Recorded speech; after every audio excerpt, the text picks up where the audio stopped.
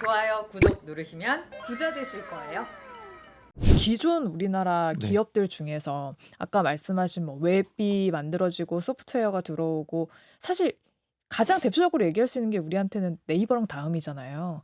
근데 네이버와 그 카카오 지금. 카카오, 예, 네. 카카오인데 거의 한 2000년 정도부터 해가지고 한 20년을 그 두 기업이 굉장히 막강하게 커왔단 말이에요. 근데 AI 시대에 있어서는 이 두 기업이 약간 힘을 못 쓰고 있는 것 같은 느낌인데. 그래서 제가 이제 질문을 주셨던 그럼 한국에는 어떤 가능성과 어떤 임팩트를 줄 수 있을 건가 하는 거죠. 네. 과거를 한번 돌아보시면 방금 사례를 드셨으니까 네이버가 나왔을 무렵에 네이버는 진짜 중소기업, 요즘으로 따지면 스타트업이었죠. 네. 직원 수 2-30명밖에 안 되는 이런 기업이었고, 그 당시에 같은 시기에 삼성, SDS, 뭐 LG전자, SK, KT 등에서 모두 네이버하고 똑같은 포탈을 만들었어요. 아마 저랑 연배 차이가 나니까 기억 못 하실 텐데 LG는 채널 I, 뭐 삼성은 유니텔, KT는 천리안 등 다 만들었어요. 네. 근데 몽땅 다 망했습니다. 음. 그리고 네이버 하나 남았다고 보는 게 맞죠. 네. 그리고 스마트폰 시대가 시작했을 때 우리나라에서는 스마트폰 서비스를 하겠다고 나온 회사가 되게 많았는데, 굉장히 많았는데, 사실은 삼성이라는 회사가 스마트폰 제조 기업으로는 살아남았지만 LG는 실패했죠. 음. 반면에 서비스나 아니면 소프트웨어 기업 중에 살아남거나 크게 성장한 데가 어디냐면 카카오 하나입니다. 음. 근데 카카오톡은 한마디로 얘기하면은 문자 서비스라는 거예요. 공짜 문자 네. 서비스를. 예. 근데 그 당시 공짜 문자가 아니라 유료 문자 서비스를 하고 있던 대한민국에 거대 기업이 둘이 있었습니다. KT랑 KT. SKT죠. 예. 근데 KT가 SKT가 그 당시에 1년 순이익이 문자로만 1조 원이 넘었어요. 와.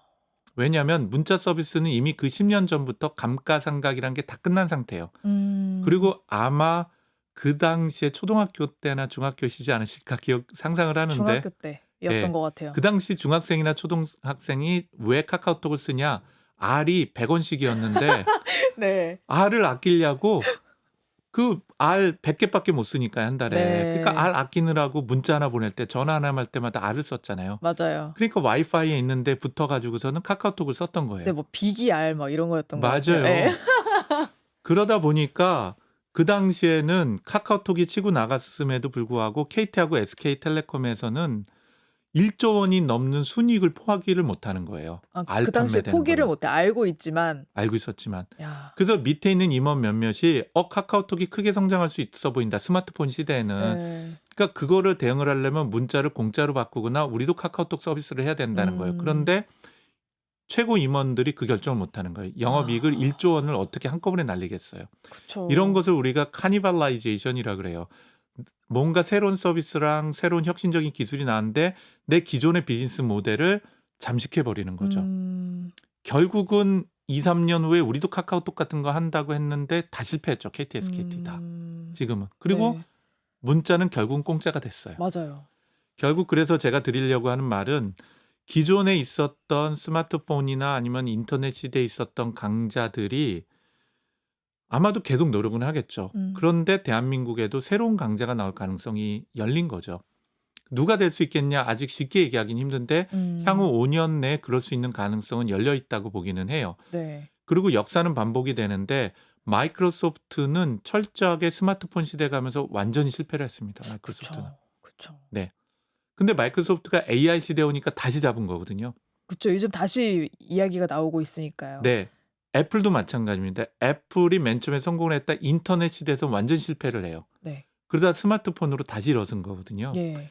이런 것처럼 사실은 네이버나 카카오톡이 이번에 성공할지 안 할지는 좀 지켜봐야겠지만 카카오는 분명히 큰 어려움이 있는 건 사실인 것 같아요.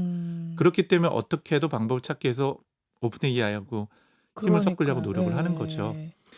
그런데 그렇다고 하더라도 뭐 망하냐 그런 게 아니라, 분명히 저력 있는 기업들은 다시 새로운 기회가 오면은 그 새로운 기회가 해서 다시 성장할 기회를 만들겠죠. 단 그게 10년 이상에 걸쳐서 반복이 되기 때문에 네. 상당히 오랜 기간 동안에 어려움을 겪을 가능성은 있죠.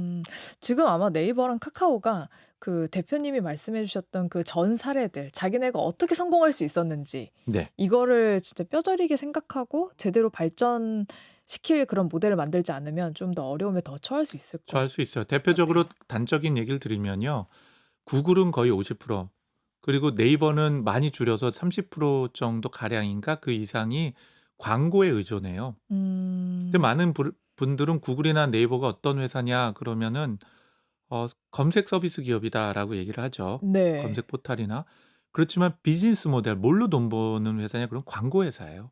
두 회사 다. 네이버는 그쵸. 물론 네이버 쇼핑 같은 형태로 조금 더 보완을 했지만 구글은 쇼핑을 하지 않으니까요. 음. 그런데 그 광고가 뭐냐 그러면 검색에서 우리가 키워드를 치거나 질문을 하면 밑에 검색 결과가 쫙 나오잖아요. 네이버나 구글이나. 네. 그러면 그걸로는 돈을 못 벌어요. 음. 근데 사용자가 그거를 클릭을 하면은 문서가 열리잖아요. 네. 그때 네이버나 구글이 광고주로부터 돈을 가져가요. 음. 클릭을 했을 때. 그게 수조 원 이상이 되는 거죠. 광고 수익이. 네. 그런데 챗GPT를 많은 분이 썼지만 챗GPT는 질문하면 바로 대답이 나오지 문서 목록이 나서 내가 문서를 일일이 클릭하지 않잖아요. 네. 검색을 네이버나 구글에서 하면 수백 개가 아니라 수천 개, 수만 개 문서가 나오는데 그중에 골라야 일일이 되잖아요. 클릭해서 읽고 골라야 돼요. 그거를 인공지능이 대신해 주는 거거든요. 예. 그럼 네이버하고 구글은 그 검색 비즈니스 모델이 통으로 다 날아가는 거예요. 음. 다시 얘기해서 검색 비즈니스 모델 핵심은 검색 결과가 문서로 나와야 되고요. 네. 문서 나오면 클릭을 해서 문서가 열렸을 때 광고비가 지출된다 그랬잖아요. 네. 근데 인공지능 시대에는 인공지능이 대신 읽기 때문에 그 문서를 사용자가 열질 않아요. 챗GPT 쓰면서 문서 연 적 있으세요? 아니요? 없으시잖아요. 네. 그냥 더 물어봤죠, 밑에다가. 그러게 더 묻게 되죠. 네. 그래서 구글하고 네이버의 비즈니스 모델이 아예 없어지게 돼 버려요. 문자랑 똑같네요. 똑같은 거예요, 문자랑이요. 문자 카카오톡하고. 근데 이 문제 때문에 지금 여전히 구글은 첫 페이지가 뭐죠? 검색을 하면은 목록이 나오는 거예요. 네. 네이버는요. 검색을 하면 목록이 나오는 거예요. 내부의 자신들이 챗GPT와 똑같은 검색 엔진, 검색이 아니죠. 인공지능 엔진인데 그거를 전면으로 못 내놓아서요. 전면으로 아. 내놓는 순간에 광고 본인들의 수익을 다 포기해야 광고 수익이 되니까. 다 없어져 버리는 게 되는 거예요. 아. 근데 이게 똑같이 KT나 SKT가 경험했었던 카니발라이제이션 문제가 있는 거예요. 네. 내가 이 서비스를 전면으로 들여내는 순간에 그 순간에 매출액이 곤두박질식 시작하고 영업이익은 다 없어지게 되니까요. 네. 근데 오픈AI 같은 스타트업은 그게 두려운 게 없는 거예요. 음. 어차피 적자를 냈었고 지금도 적자고 네. 광고 수익은 어차피 없었던 거니까요. 그러니까 이게 이제 새로운 시대의 혁신이 만들어내는 메커니즘인 거거든요. 지난 30년이 아니라 수만 년간에. 네. 그리고 인공지능도 똑같이 그 혁신을 만들어내는 메커니즘이 시작이 된 거예요. 그리고 이 메커니즘에 누군가가 그거를 치고 나갈 수 있냐 하는 것들이 지켜봐야 되는 시기인 거죠. 이야기를 들으면서 제가 두 가지가 네. 궁금해졌는데 우선 그러니까 마이크로소프트랑 애플은 어쨌든 한번 망했다가 다시 일어난 기업이잖아요. 그렇죠. 망했다기보다는 고통을 뭐 겪다가 고통을 이 정도. 겪다가 네. 다시 일어난 네. 기업이었는데 이 기업들의 그 뭐랄까요? 일어날 수 있었던 힘은 무엇이었는지. 네, 저는 두 가지라고 보는데요. 첫 번째는 우선 리더십입니다. 리더십이요. 리더십은 구글 같은 그러니까 애플 같은 경우는 굉장히 명확해요. 애플 같은 경우는 스티브 잡스가 다시 돌아왔죠. 그리고 지금 회장을 잘 선별해서 뽑아서 CEO로 앉혔던 거죠. 팀 쿡을. 네. 그래서 스티브 잡스와 팀 쿡이 만들어낸 시스템과 리더십 체계가 다시 세워놓은 거죠. 애플이라는 기업을. 마이크로소프트도 똑같아요. 마이크로소프트가 이제 빌 게이츠가 회장으로 있었을 때 빌 게이츠가 의사결정 잘못하고 전임 회장을 세웠는데 실제로 인터넷 시대에 성장을 해내질 못했어요. 스마트폰 시대 때도. 네. 그런데 지금 회장이 들어서면서 굉장히 큰 성장을 하고 가단성 있는 결정을 내리고 있거든요. 결국은 그 얘기는 리더십이 굉장히 큰 역할을 하는 거죠. 삼성에 대한 그래서 많은 부분들의 걱정이 리더십 문제인 거예요, 지금. 그래서 이번에 네이버에도 이해진 의장이 다시 돌아온 거에 대해서 사람들이 이제 관심을 갖고 기대를 하는 거죠. 결국 제가 보기에는 지금의 굉장히 큰 혁신 기업들의 혁신성과 성장의 가장 중심에는 리더십이 있다고 봐도 과언이 아니에요. 예. 오픈 AI 하면 누가 생각나죠? 샘 올트먼이 생각나죠. 그렇죠. 그러면 그 친구가 회사를 그만뒀다 그러면 오픈 AI에 대한 이 지배력하고 미래 성장성을 사람들이 여전히 기대할지에 대한 걱정을 할 거 아니에요. 네. 마찬가지 상태죠. 그게 이제 첫 번째라고 네. 보시면 될 것 네. 같아요. 두 번째는 캡티브 마켓을 가지고 있었어요. 캡티브 마켓이요? 캡티브 마켓 그러니까 쉽게 얘기하면 본인들이 지배하는 시장이 존재했어요. 그러니까 본인들이 지배했던 시장이라는 건 뭐냐면 네. 그 마이크로소프트 같은 경우는 MS 도스와 윈도우와 음. 마이크로소프트 오피스라고 하는 게 있었어요. 네. 그래서 새로운 시대에 도달을 했을 때 거기서 성공을 못했는데 음. 적어도 영업이익을 유지를 하면서 견뎌내서 다음 시기를 준비할 수 있는 계기가 있었어요. 똑같았어요. 애플도 사실은 애플에서 그 스티브 잡스가 들어오고 팀 쿡을 고용을 해갖고 새로운 혁신을 만들기 이전에도요. 맥킨토시를 사랑하는 캡티브 마켓이 있었어요. 그것만 구매하는 사람들. 거기선 영업이익도 보장을 하면서 적절한 매출을 유지를 해서 미래를 꿈꿀 수 있는 사실은 팬층하고 아주 그 충성도 높은 시장이 존재를 했던 거죠. 그래서 결국은 충분한 리더십과 10년이란 시간을 버티면서 새로운 시기를 극복할 수 있는 자신만의 독자적인 또는 거의 독점에 가까운 시장을 유지하고 있었기 때문에 새로운 시대를 대비를 하고 거기서 다시 성장할 수 있는 기반이 만들어졌다라고 저는 생각해요. 네. 네. 그러면 여기서 또 궁금해지는 게 제가 아까 두 번째로 궁금하다는 네. 얘기가 뭐였냐면 그럼 AI로는 어떻게 돈을 버는가? 네. 일단 저도 이제 막 AI를 다 알지는 못하지만 어쨌든 저도 검색하는 용도로 많이 쓰고 있는데 챗GPT나 뭐죠? 퍼플렉시티를 쓰거나 네네. 구버를 쓰거나 뭐 요즘에는 클로드 뭐 이런 것도 네, 쓰긴 네. 하는데 거긴 광고가 없거든요.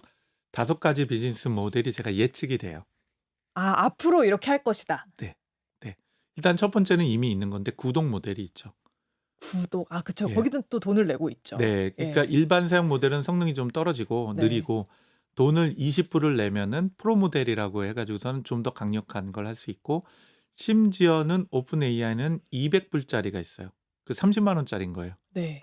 예. 그러니까 30만 원 내고 챗GPT나 이런 걸 쓰려고 하면 이거 참 만만치 않아요. 근데 생각보다 사용자가 많아요.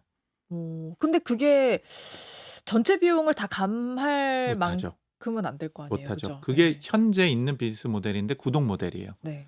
두 번째 현재 있는 비즈니스 모델은 흔히 말해서 PaaS에서 PaaS 모델이라고 하는데요. 그거를 전체 이름은 플랫폼 애저 서비스예요. 플랫폼 애저 서비스는 뭐냐면 이 오픈 AI나 마이크로소프트나 아니면 퍼플렉시티 안에 있는 모든 기능을 API라는 걸로 제공을 해요. 그건 그게 뭐냐면은 뭐죠? 그 기능들을 엔드 유저라고 하는 사용자가 쓰는 게 아니라 또 다른 개발하는 회사들이 그 안에 있는 내부 기능을 연동해서 유사한 것들을 만들거나 활용할 수 있도록 하는 서비스예요. 예를 들면 삼성전자나 LG전자나 이런 데가 오픈 AI나 퍼플렉시티나 저희 회사의 구버 같은 거를 만들지를 않아도 그 안에 있는 기능들을 매번 한번 부를 때마다 돈을 지불을 하면은 그 기능들을 다 가져다 자신들의 제품에 붙일 수가 있어요. 근데 그게 생각보다 전 세계 엄청 큰 시장이에요. 그래요? 예. 그래서 이런 거를 쉽게 얘기하면 그냥 모든 분들이 이해하면 클라우드 시장이 있는 거예요. 클라우드 시장이 쓴 만큼 돈을 내는. 네. 그래서 그 클라우드 시장의 고객은 누구냐? B2C라고 흔히 얘기하는 거는 저나 우리 여기 계신 기자님들이나 모든 분들이죠. 우리 이거 들으신 네. 청취자분들이 그러면은 서브스크립션이라 그래서 구독료를 내고 써요. 2만 원이든 만 원이든. 그런데 아까 말씀드린 클라우드 모델들은 기업들이 돈을 내고 쓰는 거예요. B2B로. 그럼 지금 전 세계 그게 얼마나 엄청 써요. 우리나라 삼성전자도 쓰고 있고 현대자동차도 쓰고 있고 기업들이 돈 내고 클라우드에 연동해서 쓰고 있는 거죠. 예. 그러면 그거는 한 번 질문할 때마다 또는 문장의 길이마다 돈을 내도록 돼 있어요. 이게 지금 현재 존재하는 비즈니스 모델 2가지예요. 네. 그래서 첫 번째 모델과 두 번째 모델이 지금 되는데 이걸로 그럼 적자를 막을 수 있냐? 네. 그 정도는 아직은 못 돼요. 네. 세 번째 비즈니스 모델에 해당이 되는 게 광고 모델인데 현재 광고가 없다고 말씀하셨잖아요. 네. 올해부터 이제 들어갈 거예요. 특히 구글하고 마이크로소프트는 실험을 적극적으로 하고 있거든요. 네. 예를 들자면은 제가 챗GPT나 저희 회사 같은 경우는 루시아라는 게 있는데 이런 데다 질문을 해요. 이번에 나 휴대폰을 바꿔야 되는데 뭘로 바꾸면 좋을까? 그럼 저한테 질문하는 거예요. 챗GPT가 혹시 게임 하세요? 혹시 영화 많이 보세요? 유튜브 보세요? 아니면 혹시 전화 통화 많이 하세요? 이런 걸 질문을 해요. 네. 그럼 제가 이제 얘기하는 난 게임은 안 해. 근데 음, 유튜브는 많이 봐. 음. 그 주로 문자나 카톡을 쓰는데 그러면 고객님한테 딱 맞는 휴대폰 제가 추천해 드릴게요. 1번은 삼성 갤럭시 S 모델 뭐뭐이고요. 돈 낸 순서인가요? 그렇죠. 광고 순서로. 와. 그게 이제 섞여서 광고 모델이 나오게 돼요. 네. 그리고 그건 이미 실험하고 준비를 하고 있는 거죠. 그러면 이제 우리가 보기엔 이게 광고인지 아닌지는 모르겠지만 네. 밑에 우리 유튜브에 조그맣게 들어가는 것처럼 스폰서드 뭐 이렇게 나오겠죠. 네. 그리고 본 답변에는 광고가 포함될 수 있습니다라고 뜨겠죠. 유튜브하고 오. 똑같이. 네. 그런데 어떤 게 광고이고 어떤 게 아닌 거는 보면 알 수도 있고 모를 수도 있어요. 그게 이제 준비돼서 나오는 거죠. 그럼 네. 무료 사용자들은 광고를 보고 구매로 연동이 되도록 되면 마찬가지로 이제 우리가 검색해서 광고 비용을 하는 것처럼 가는 거죠. 결국 거기서도 클릭해가지고 그걸 사게 되는 데까지? 그렇게 될 수도 있고 그렇게 안 되고 노출되는 것만으로도 될 가능성이 있어요. 그건 이제 다양한 실험이 이루어질 거예요. 네. 그다음이 이제 정말 중요해요. 그게 사실은 에이전트 비즈니스라는 거하고 연결이 되어 있는데요. 네. 거기까지 멈추면은 기존의 광고 모델하고 비슷한 거예요. 그렇죠. 결국 네이버랑 카카오를 약간 더 쉽게 만들어 놓은? 그리고 인공지능을 접목한 형태가 되는 네, 거죠. 네. 근데 그다음은 뭐가 바뀌게 되냐면요. 딱 그랬더니 갑자기 제가 묻는 거예요, 이제. 야, 근데 그거 얼만데? 그랬더니 175만 3천 원이에요. 그래서 제가 야, 그렇게 비싼 건 난 못 사라고 얘기하는 거죠. 그때 갑자기 인공지능이 저한테 질문해요. 혹시 고객님 삼성카드 가지고 계세요? 그럼 오늘까지 딱 하는 삼성카드 할인하는 행사가 있는데 네. 그 삼성카드 가지고 계시면 삼성카드 할인해서 15%를 할인받으실 수 있어요라고 얘기를 하는 거예요. 와. 그거 제가 알려드릴까요? 라고 하면 나 삼성카드 없는데 그러면 지금 삼성카드 바로 가입하시면 돼요 라고 얘기하거나 혹은 삼성카드 있어요 그럼 제가 알려드릴까요? 라고 하면 좋아 너무 좋다 15%라니 네. 그래서 연결돼서 하면은 그걸로 할인을 받아서 삼성카드로 휴대폰을 구매하게 되는 거죠.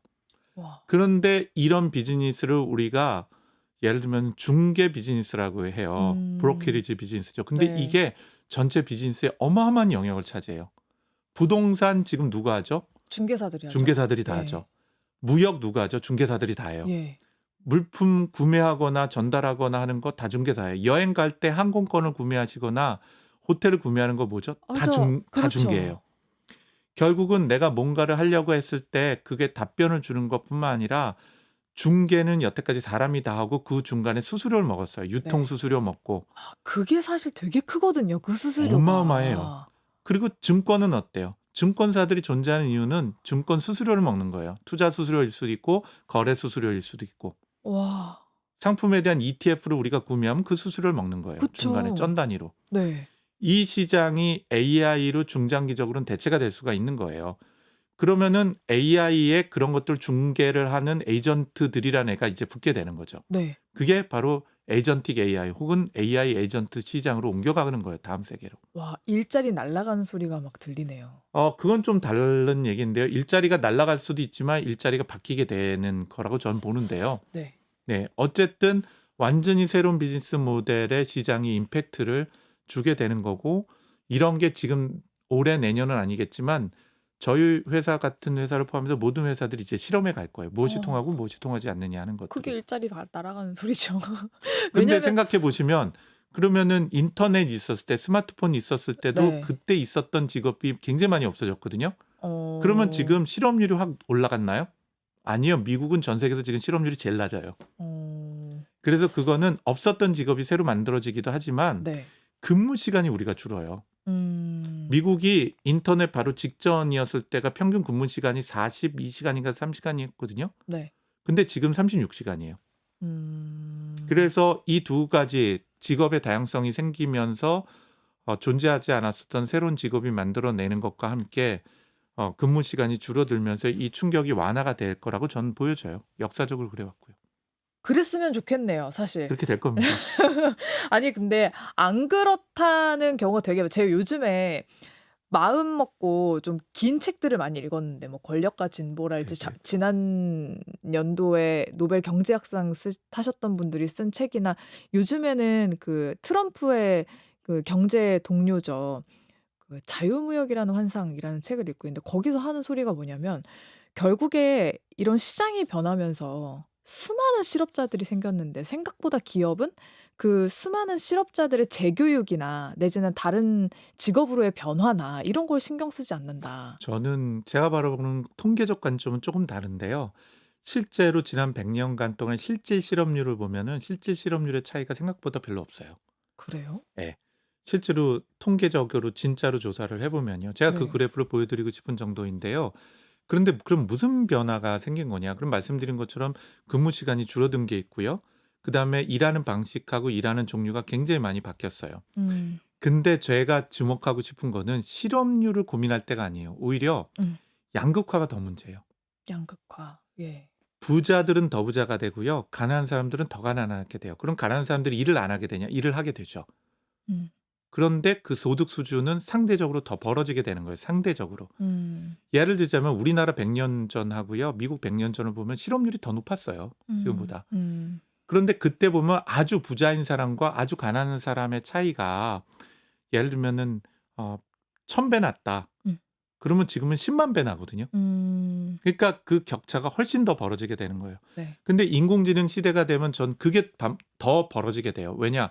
AI를 소유하고 AI를 소유하면 그 AI가 데이터를 더 확보하게 되고 확보한 데이터로 더 똑똑한 AI를 만들게 되고 음. 더 시장 효과를 가속화시키게 되면은 결국은 예전에 그 뭐 칼막스 기준으로 본다면은 결국은 자본과 땅과 노동력이 세상을 바꾼다고 보지만 지금 기준으로 보면은 예를 들어 오픈 AI는 돈과 기술이라는 걸로 사람을 사 가지고선 세상을 바꾼 거거든요. 음. 그리고 그거에 대한 임팩트에 관련된 소셜 디바이딩은 훨씬 더 심각해질 가능성이 있죠. 그래서 저는 실업률을 걱정한 문제는 아니에요. 왜냐면 일은 생길 거예요. 노동이 필요한 요소들은 더 많이 생기고요. 특별히 육체 노동은 상당 기간 동안에 오히려 인간한테 더 쏠릴 가능성이 아, 커요. 육체 노동이. 예. 왜냐면은 기계들이 커버할 수 있는 거는 상당 기간 더 걸릴 거거든요. 네. 그래서 플러머라고 하는 그 캐나다나 여기에 가면은 호주를 가면 배관공이 연봉이 되게 높아요. 그 얘기는 들었습니다. 카펜터들도 되게 높고. 카펜터들도 엄청 네. 높아요. 그게 왜냐면은 사람이 육체적으로 하는 건데 반복하지 않거든요. 그렇죠. 그 다 집집마다 다르게 생겼기 네. 때문에 이런 식으로 오히려 육체적인 노동이나 육체적인 전문성 가진 분들이 각광받을 수가 있어요. 그래서 실업률이 늘어나거나 굉장히 극단적으로 바뀌지는 않을 텐데 임시적으로는 출렁할 수 있습니다. 아까 말씀드린 것처럼 소프트웨어 분야로 보면은 미국에서 개발자 해고가 제일 많이 일어났거든요, 작년도에. 3년 전만 해도 개발자가 부족해서 난리였는데 소프트웨어 네. 개발자가. 작년엔 개발자 해고가 제일 많이 일어났어요. 음. 그래서 이런 부침은 있을 텐데 총체적인 실업률의 변동이 어마어마하게 늘어나진 않을 거다. 그런데 더 심각한 문제는 일은 열심히 하지만 돈을 못 벌고 그리고 그것 때문에 빈익빈 부익부에 관련된 소셜 디바이딩은 엄청나게 생길 가능성이 있다. 그러면은 국가 정책은 어떻게 해야 돼요? 그거를 잘 분배되게끔 그렇죠. 해야겠죠. 돈 많이 번 사람들한테 세금을 더 내도록 해야 될 방법이 있어야 되죠. 그래서 재작년도에 이 저를 포함해서 뭐 AI에 관련된 많은 관심 있는 분들이 정책적으로 고민하고 있는 게 이제 세금을 AI한테 매겨야 되고 네. 다른 세금 레이스로 네. 매겨야 되고 그걸 갖고 보편적인 일종의 복지 관련된 것들이 강화돼야 된다는 거죠. 급여 같은 형태로 줘야 된다는 거죠. 네. 가난한 쪽에다가. 제가 너무 실업 문제 때문에 막 갑자기 막 여쭤봤는데 아까 그 이익을 낼 수 있는 5가지 중에 지금 4가지까지 얘기해 주셨거든요. 네, 네. 마지막 한 가지가 남았습니다. 네. 그러니까 앞쪽부터 말씀드린 거 보면 네 번째가 이제 브로커 역할을 하는 것까지 가는 거예요. 네. 마지막 비즈니스 모델은 저도 조금 진짜 될까 안 될까는 잘 모르겠는데 AI 자체를 거래하는 시장이에요. AI를 거래한다고요? 네. 어떻게? 예를 들면은 아까 그런 식으로 만들면 제가 이제 AI 플랫폼을 만들어요. 구버가 대표적인 사례인데요. 구버는 개인마다 자신의 에이전트를 만들 수가 있어요. 그럼 제가 만든 에이전트는 굉장히 똑똑한 쉽게 얘기하면은 반도체 부분의 전문성을 가지고 반도체 기업들에 대한 상세 정보를 수집하고 학습하고 그거에 관련된 투자 전망을 제시하는 에이전트를 제가 만들 수가 있어요. 구버 같은 거라면. 네. 모든 인공지능 서비스들이 그런 걸 만들어 가요. 그런데 이제 제가 이거를 팔고 싶은 거예요, 제3자한테. 그럼 그 거래 시장이 만들어지게 돼요. 쉽게 얘기하면 지금 우리 그 유튜브 시장을 보면 되는데요. 유튜브에 보면 채널이라는 게 생기잖아요. 채널 파는 행위. 네. 예를 들면 신사임당이라는 채널이 있었어요. 네. 지금도 있죠. 네. 그런데 기존의 신사임당을 만든 그분은 파시고 나가셨죠. 그쵸. 채널도 지금 어마어마하게 팔려요. 미국하고 한국에서. 그래서 어. 어떤 기업들이 지금 한 그 유튜브 기업이 채널을 20개, 30개 가진 기업이 많거든요. 네. 그래서 맨 처음엔 개인이 만들었지만 그 개인이 만든 것들 특정 기업이 이제 이거 돈 되겠네? 예를 들면 지금 우리 CBS도 봤더니 밖에 갔더니 골드 버튼이 있더라고요. 실버 버튼. 네. 이런 데를 이제 사 모기 시작해서 기업을 완성시켜 가죠. 그래서 우리나라 미국에 보면은 매출액이 우리나라는 수백억대 넘어가는 유튜브 기업들이 생기죠. 네. 그다음에 뭐 미국은 수천억이 넘어가는 유튜브 기업들이 있어요. 그럼 어떻게 되죠? 맨 처음에 시작에는 유튜버들이 내 탤런트 갖고 많이 먹는 유튜버 있잖아요. 네네. 그걸로 만들어지지만 어느 정도 쌓아 올려가고 이게 채널과 가치를 만들게 되면은 이 가치를 갖고 모네타이즈 돈을 벌기 시작을 하죠. 네. 그리고 그 돈을 벌기 시작이 되면 이분들도 나이가 들어가잖아요. 네. 더 이상 많이 못 드세요. 네. 그리고 또 정보를 제공하는 곳들은 또 정보성이 떨어질 수 있어요. 그러면 그거를 기업화되는데 매각을 하게 되죠. 똑같아요. 내가 나만의 AI를 학습하고 키워가게 되면은 그 AI를 이제 거래하기 시작할 거예요. 장터처럼. 네. 그러면은 그게 마켓플레이스가 만들어지는 거죠. AI의 마켓플레이스가. 네. 그러면 잘 키운 AI 하나가 10자식 안 10자식 안 부럽다. 부럽게 되는 상태가 될 수 있는 거죠. 그럼 전 지금부터 뭘 준비를 좀 해야겠네요. AI를 만드시고 키우셔야 되는 거죠. 와. 자, 미래 먹거리까지 이렇게 제안을 해주셨습니다. 사실 오늘 저희가 앞으로 그 AI 관련해 가지고 자율주행 차랑 막 등등 해서 더 여쭤보려고 했거든요. 근데 벌써 시간이 이렇게 돼 가지고 다음에 다시 한 번만 네, 기회가 부탁드리겠습니다. 되면 또 한번 보시죠. 네. 자, 솔트룩스 이경일 대표와 함께 AI 기술로 완전히 바뀔 미래 모습에 대해서 알아봤습니다. 오늘 말씀 정말 고맙습니다. 감사합니다.